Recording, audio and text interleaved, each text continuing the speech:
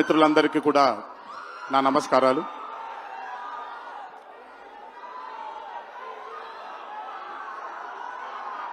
సిద్ధుని నేను పర్సనల్గా అంటే తన చాలా సినిమాలు చూశాను తనవి, కానీ పర్సనల్గా ఎప్పుడు ఇంటరాక్ట్ అవ్వలేదు. ఈ పాండమిక్ తరువాతే నేను సిద్ధుతో ఇంటరాక్ట్ అవ్వడం జరిగింది. చాలా తక్కువ మంది ఇండస్ట్రీలో ఉంటారు. సినిమా అంటే ఒక పిచ్చి ఉండే టెక్నీషియన్స్ చాలా తక్కువ మంది ఉంటారు. అందులో మొట్టమొదటి వరుసలో ఉండాల్సింది సిద్ధు.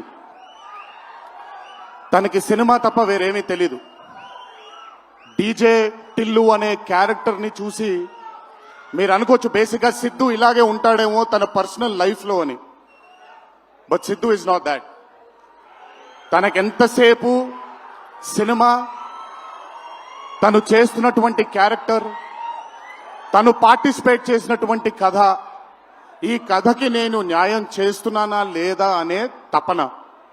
చాలా తక్కువ మంది ఆర్టిస్ట్లో కానీ చాలా తక్కువ మంది టెక్నీషియన్స్లో ఈ తపనని చూస్తాం మనం.